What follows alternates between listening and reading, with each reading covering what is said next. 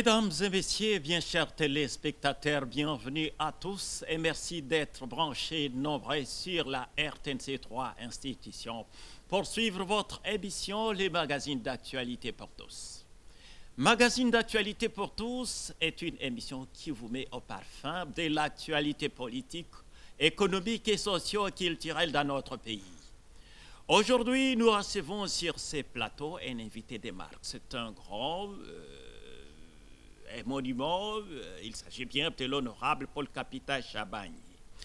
Paul Kapita Shabani est un ancien fonctionnaire au ministère des Finances, ancien officier de l'armée détaché à la défense nationale, ancien parlementaire et membre du groupe des 13 parlementaires, auteur de la lettre ouverte de 52 pages adressée au président fondateur, le maréchal, le timonier, le guide, le maréchal Mobutu Sese Seko, Kugugwendo Azabanga, le 1er novembre 1980. L'un des 13 fondateurs, originaire de l'UDPS, l'Union pour la démocratie et le progrès social, ancien ministre du commerce extérieur du gouvernement Tshisekedi I au palais des Marbres, ancien ministre des petites et moyennes entreprises du gouvernement Tshisekedi II, issu de la conférence nationale souveraine, et enfin ancien ministre de la fonction publique, du travail et de la prévoyance sociale du gouvernement Mzé Laurent Désiré Kabila. Paul Kapita Shabani détient une licence en économie obtenue à l'université officielle du Congo, donc à Lubumbashi. Bonjour honorable. Bonjour mon cher. À tout seigneur, tout honneur, dit-on, autant de qualificatifs. Ben, comprenez, je n'ai pas oublié quelque chose. Non, l'essentiel a été dit. Très bien, très bien. La charité bien ordonnée commence par soi-même. Vous avez fait longtemps en Europe. Expliquez-nous d'abord la cause. Vous avez quitté le pays depuis longtemps. Qu'est-ce qui fait que vous soyez beaucoup plus attaché à l'Europe? Parce que non, loin de moi l'idée d'être attaché à l'Europe. Bien au contraire. C'était à la recherche de l'Iconda ou tout ça, parce que tout le monde aujourd'hui c'est l'Europe ou rien, ou coule les miels, je ne sais pas. C'est ce qu'ils croient.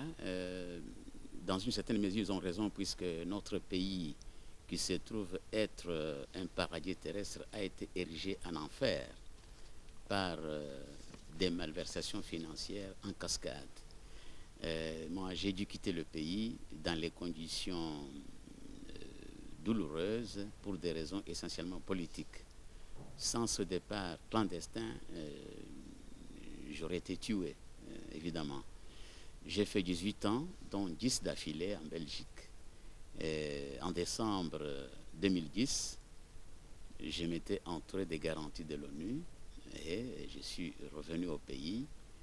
De 2010 à aujourd'hui, sauf évidemment l'année dernière, encore une fois pour des raisons politiques, je compte 13 voyages dans mon pays. Et cette fois-ci, je suis revenu dans mon terroir. Nous espérons que vous n'allez plus fuir ou répartir. Vous êtes venu définitivement pour apporter votre pierre à la reconstruction du pays, en ce que je sache. Certainement, je n'ai plus de raison de quitter mon beau pays, malgré tout ce qu'on déplore. Le social est en dessous de la moyenne, on en parlera. Très bien. La République démocratique du Congo a perdu l'un de ses meilleurs artistes, musiciens, l'icône de la musique congolaise, en la personne du poète Lutumba Cimarron Domanuedo, décédé le week-end dernier, donc samedi dernier, dans l'un des hôpitaux de Paris. C'est une perte énorme. Vous êtes une grande personnalité. Nous n'allons pas commencer notre entretien sans pour autant aborder ce sujet, parler de la mort du poète Lutumba Cimarron. Quelle est votre réaction par rapport à cette disparition? Bien que la mort soit notre destin, commun à chacun. Mais du fond de mon cœur, je déplore cette perte que je trouve hâtive. On a perdu un grand monument, un savant, un musicien de talent, un homme extraordinaire, d'une humilité, d'une simplicité rare. Je me rappelle encore une interview qu'il avait accordée, je ne me rappelle plus l'âge que j'avais à l'époque. Quelqu'un lui demandait ceci: mais vous êtes plein de talent, et pourquoi n'envisagez-vous pas de mettre sur pied votre propre orchestre? Vous êtes toujours derrière Franco. Voici sa réponse: chacun de nous est unique. Je ne suis pas Franco. Je suis compositeur. Je suis bassiste. Mais je n'ai pas le don de diriger les gens. Je me complais avec Franco, puisque Franco, non seulement c'est un musicien de talent comme moi, si pas plus, mais il a une double qualité. Musicien de talent et quelqu'un qui sait commander, c'est un leader. Ce que moi je n'ai pas comme qualité. Et ça, c'est l'humilité rare qu'on ne peut découvrir que chez les grands hommes. Légendaire. Voilà. Et comment vous avez analysé ces œuvres? Oh là là, c'est sans exagérer, il était... Non, je crois que Lutumba, Dieu l'avait créé pour composer, pour la musique. Et il s'en est acquitté avec tous les honneurs et toutes les capacités inouïes qu'on reconnaît chez les hommes de grand talent dans l'un ou l'autre domaine. Et il mérite nos hommages. Il mérite nos hommages. Hier, c'était Franco, il y en a d'autres. Aujourd'hui, c'est Simaro qui s'en est allé. Comme on dit souvent, les morts ne sont pas morts, mais ils sont tout simplement passés de ce monde vers un autre monde, vers l'au-delà. Qu'est-ce que vous pensez de la musique, l'avenir de la musique congolaise par rapport, parce que les meilleurs sont en train de disparaître, de partir petit à petit. Les meilleurs sont en train de disparaître et moi, je suis écœuré. Une fois à Paris, dans le mariage d'une des filles de mon condisciple, j'étais révolté de vivre un fait singulier. La musique d'ouverture de la soirée, on joue la musique nigériane. Je ne suis pas contre la culture nigériane. Bien sûr, on dit que pour enrichir sa culture, il faut l'associer à d'autres. L'associer à d'autres est un fait. Mais privilégier les autres par rapport à sa culture, on se perd. Nous avons les meilleurs musiciens dans ce pays. S'ils sont morts, mais leur musique survit à eux. Pourquoi ne pas inaugurer la soirée avec la musique congolaise qui est appréciée de par le monde, même à Cuba? Les Cubains jouent la musique de Calais. Toute l'Afrique de l'Ouest, on joue la musique de Franco, Rochereau et tout ça. Je pense que ce n'est pas la faute de la jeunesse, c'est la faute des parents. Puisqu'à cause de la misère, les parents n'ont plus le temps d'inculquer la culture congolaise. Tout à fait. Si la technique prête, nous allons demander qu'on nous balance, ne fût-ce qu'un extrait de l'un de ses meilleures chansons, Mabélé, avant d'aborder autre chose. Je l'aurais cité un exemple. Heureusement que nous continuons.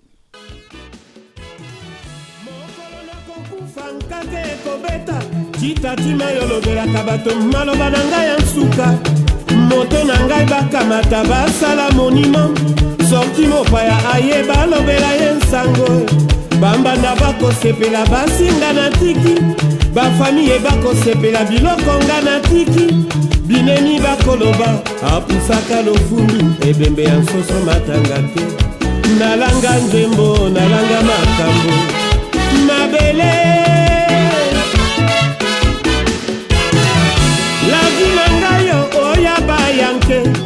Falanga na salaka ya mbenga na likaya mwasi ya boyanga kasi. Ok, honorable, encore une fois, je suis très heureux. La politique, l'actualité oblige.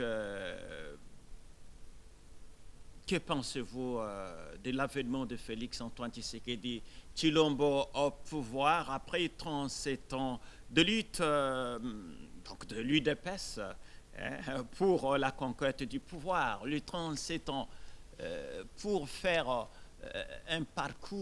parcourir les 5 kilomètres pendant 37 ans, c'est-à-dire délimité au Palais de la Nation. Et dites-nous quel est votre point de vue par rapport à... Je vais évoquer le dicton romain Vox populi, vox Dei. Voix du peuple, voix de Dieu. Le peuple congolais, Zaïro à l'époque, a prié, jeûné alors qu'il ne mange plus, des tonnes de prières.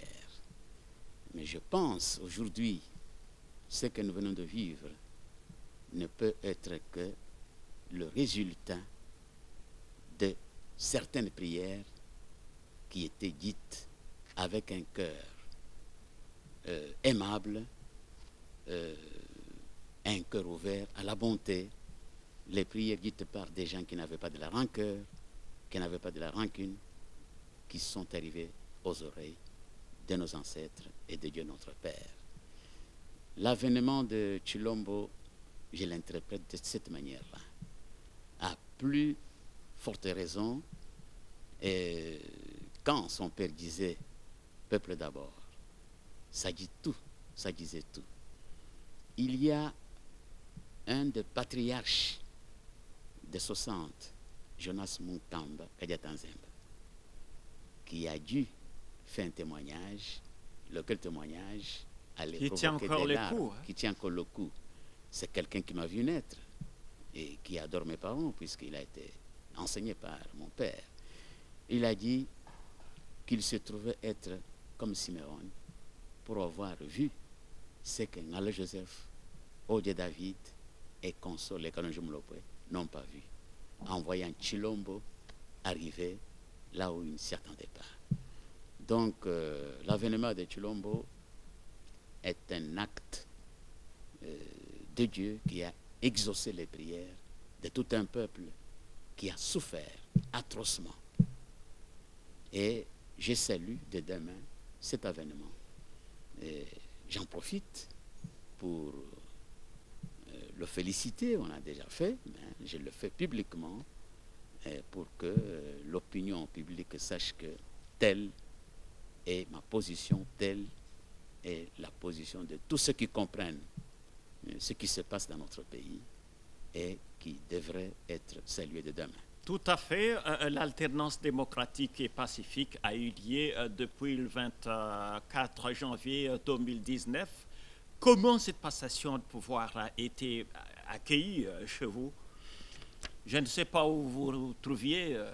Je suis arrivé de Bruxelles via Libreville. On a fait 3 jours bien malgré nous puisqu'il y avait crash dans cet aérodrome qu'on appelle pompeusement aéroport. Une piste depuis que les Belges sont partis. L'aéroport a été fondé en 1959. Mais qu'à ce jour, il y ait une seule piste, c'est paradoxal aux dimensions de notre pays. Ça, c'est un détail qui peut paraître anodin, mais très, très, très significatif. Une piste. Il y a eu crash, on a dévié l'avion à Libreville. On a fait 3 jours là-bas, bien nourri, bien logé, mais on est nulle part si bien que chez soi. Et ça a été une surprise, ça vous a surpris? Comment est-ce que vous... Ça nous a surpris.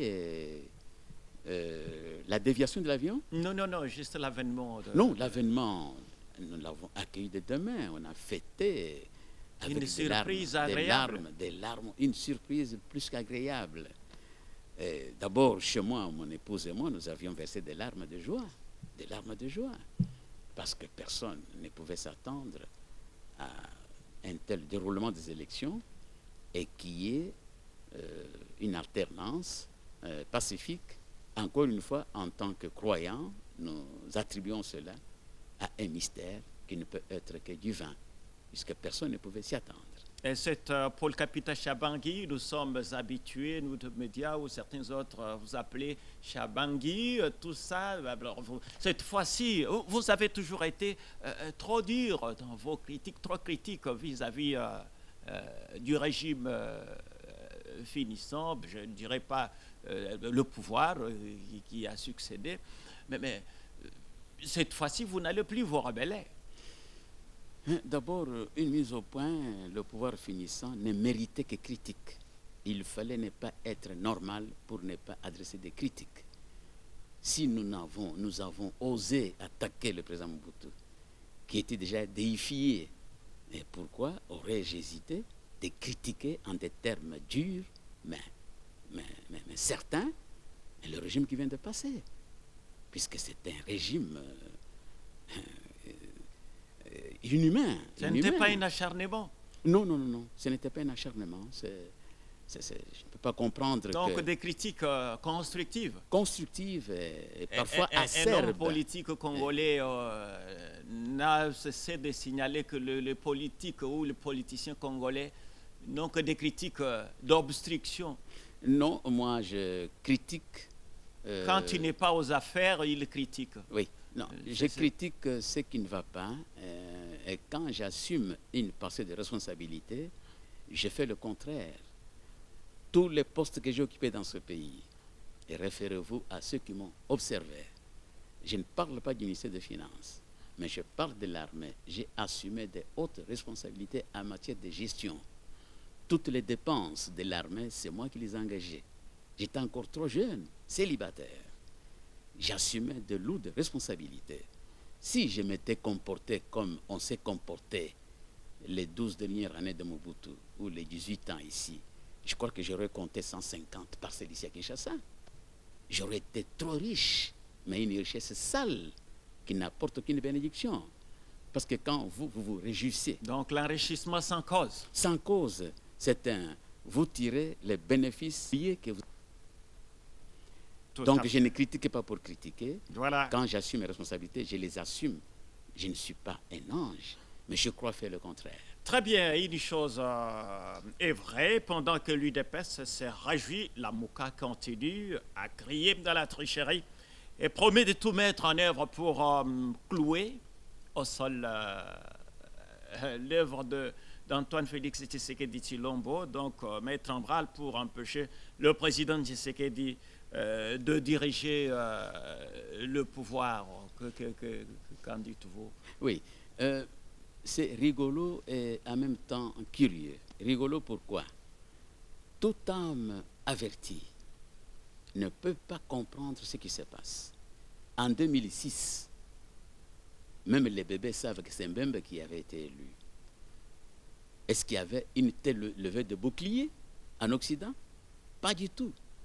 Pas du tout. En 2011, c'est Etienne Tshisekedi qui était élu. Toutes les preuves sont là. Mais il n'y avait pas une telle levée de bouclier. Donc l'Occident était à la Lune ou sur Mars. Et aujourd'hui, comme par une baguette magique, l'Occident devient le défenseur du peuple congolais. C'est curieux. C'est curieux. Tout et quand fois qu'il y a un fils du pays, on vit de telles scènes. Mais quand il y a un chichiboy, l'Occident fait ce qu'il fait. Ça fait rire les vaches.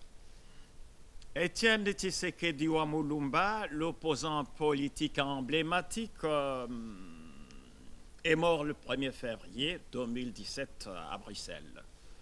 Homme politique depuis l'indépendance de la RDC, il est le seul opposant politique. Je parlerai du maréchal Mobutu.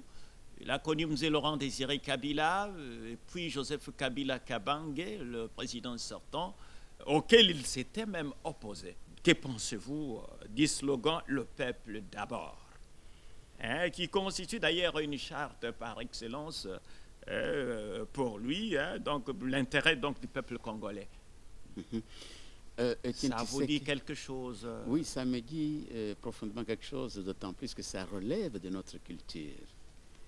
Dans ma langue, on dit ceci, je vais le dire dans ma langue et puis en français. Mukalenga wa bantu, bantu mukalenga. Le chef est à ses sujets ce que ces derniers sont au chef. Le chef ne décide jamais seul. Le chef décide sur base du consensus qui se dégage de la dialectique qui se fait autour de ses collaborateurs. Et on pousse à la limite ceci, l'arbre que les Occidentaux appellent l'arbre à palabre. C'est pour mépriser un peu notre culture, mais c'est l'arbre à la dialectique, puisque depuis que Dieu nous a créés, et aucun chef n'a décidé d'être chef, ce qu'il croit être juste. Il attend que tous ses collaborateurs qui écoutent l'ensemble du groupement et l'ensemble des groupements, même l'ensemble des chefs, n'arrivent à décider que ce qui est le fruit d'un consensus, c'est la démocratie. Peuple d'abord, ça signifie cela, puisqu'il n'y a pas de président sans peuple. Et qui était l'homme, qui était Tshisekedi pour vous, qui était l'homme au juste? Parce que vous l'avez connu, vous avez cheminé avec lui. Dites-nous un peu, et surtout de l'UDPS en quelques mots. Cet homme, je l'ai connu avant l'UDPS. Je l'ai connu à l'issue de ma première candidature. J'arrive à Kinshasa pour la première fois en 1968. Je n'avais jamais été en Europe. Mais je vais poser la question à un Belge qui était dans l'environ si l'Europe était différente de Kinshasa. Il m'a dit pourquoi? Moi, je dit mais je crois que c'est l'Europe. Il dit oui, cette ville étonne plus d'un. Et à l'occasion, il va me dire ceci, les Allemands sont arrivés ici en visite en 1959 à Léopoldville. Et en se promenant à Kalina, il se disait mais les Belges avaient construit l'Europe dans leur colonie. Voilà. Et c'est à l'occasion que je vais passer voir la maman de Tshisekedi, qui est ma tante maternelle, qui m'a bien accueilli et qui va faire dire à son fils que j'étais là et qu'il devait me recevoir. Et il va me recevoir un lundi à midi. Il était ministre au plan et aménagement de territoire. J'étais en face d'un ministre à table, je me croyais gratifié. Et après le repas, on s'est dit au revoir. Et il a agi à mon égard comme on agit à l'égard d'un étudiant. Et j'étais aux Anges, nous nous sommes quittés, et j'y suis rentré au Kasaï avant de regagner Lubumbashi. Je me suis trouvé en face d'un homme qui était fier de ce qu'il était, en même temps humble, qui écoutait beaucoup, qui réagissait sans blesser. Mais dès que nous sommes retrouvés au Parlement, j'ai trouvé que c'est quelqu'un qui aimait beaucoup le pays et qui avait une forte personnalité.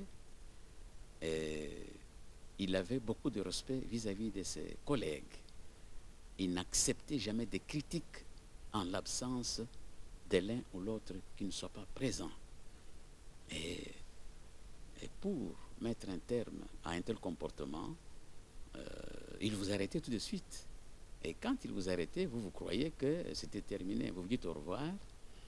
Et il va prendre rendez-vous avec la personne que vous critiquiez. Il lui fixe rendez-vous. Et parallèlement à cette personne-là, il vous demande de passer chez lui à la même heure, sans que vous le sachiez. Et vous vous retrouvez aux côtés de celui que vous critiquiez. Et en présence du critiqué, il vous demande de lui dire ce que vous aviez voulu lui dire. Donc c'était quelqu'un de très honnête vis-à-vis de lui-même et vis-à-vis des autres.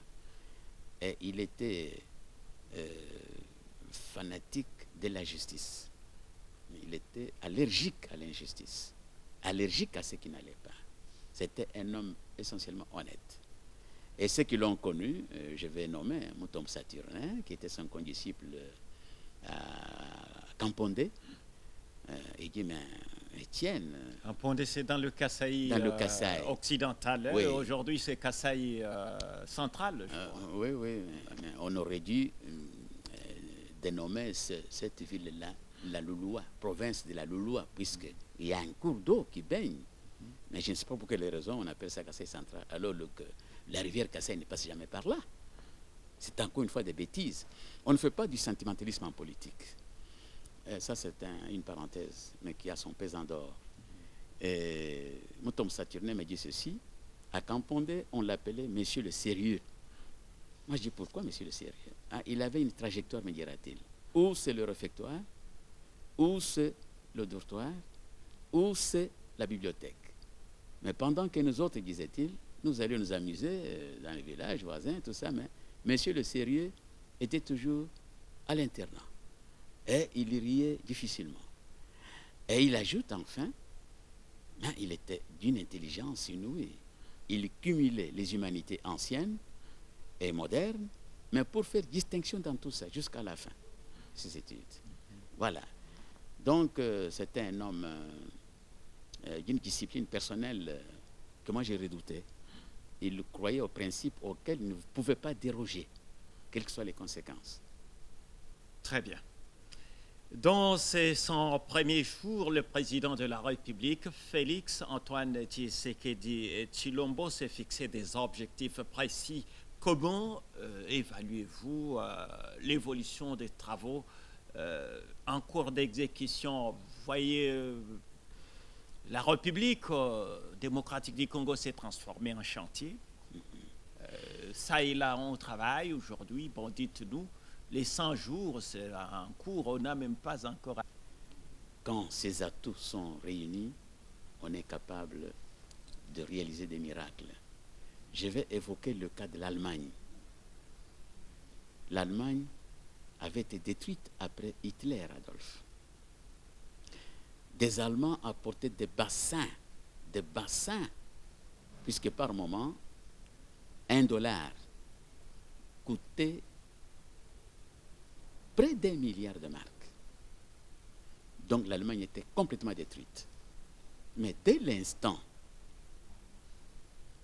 qu'il avait émergé un groupe d'hommes politiques patriotes en symbiose avec le peuple allemand, le monde entier va parler du miracle allemand. Au point que, depuis à ce jour, l'Allemagne demeure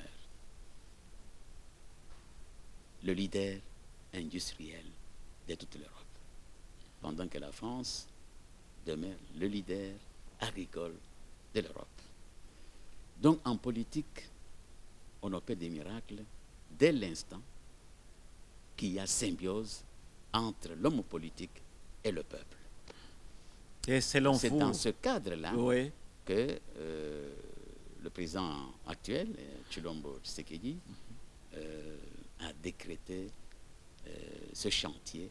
Et je crois qu'il va y arriver parce qu'il a l'amour de la patrie qui nous interpelle, puisque en fait il nous rejoint quand on assume des responsabilités de ce niveau-là. On ne peut que solutionner les problèmes majeurs qui préoccupent tout un peuple. Puisqu'on fait la politique pour le peuple, on ne fait pas de politique pour s'enrichir. Et selon vous, honorable, qu'est-ce qui devrait être fait qui n'a pas été fait hier? Qu'est-ce que Tshisekedi peut faire aujourd'hui pour convaincre l'opinion publique, pour convaincre tous les Congolaises et Congolais? Tout est à refaire. Rien n'a été fait. Je dis bien, les 20 dernières années du président Mobutu étaient un chaos. Les 3 années de Mzee Laurent-Désiré Kabila, ça doit être inscrit dans l'histoire. Cet homme avait, je le dis à mes dépens, j'étais ministre de son gouvernement 3 ans durant. Cet homme, à son arrivée, il a trouvé au Trésor public, en lieu et place des devises ou des billets de banque, la monnaie nationale, il va trouver des factures. Et l'inflation était de l'ordre de 3200% à l'arrivée de Laurent-Désiré Kabila. Mais ce qui prouve que cet homme aimait son pays, sa patrie, autant qu'un époux sérieux aime son épouse, dites-vous bien qu'il va ramener cette inflation-là de 3200% à 24% au bout de 8 mois, sans avoir toqué à les portes d'aucune agence financière internationale. rien qu'avec les recettes domaniales, administratives et le fisc. Ça s'appelle quoi? C'est le patriotisme. Et les ministres, qu'est-ce que nous avions comme salaire? 5 000 $ en francs congolais. On touchait à peine 4 500 et ça allait dégringolant. Et avec la guerre qu'on nous a faite, une guerre qu'on n'avait pas cherchée, qu'on ne méritait pas, la dégringolade a commencé. Et quand j'ai fui le pays, imaginez, tout ministre que nous étions, on touchait l'équivalent de 500 $ par mois. Ça, c'est d'un des deux. Encore une fois, l'amour du pays.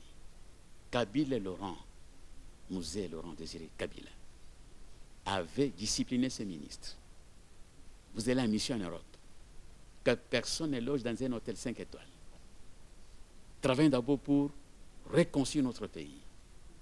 C'est quand le minimum aura été réalisé que vous aurez le privilège de loger dans les hôtels 5 étoiles à l'étranger, en Afrique ou en Europe. Voilà un fils du pays.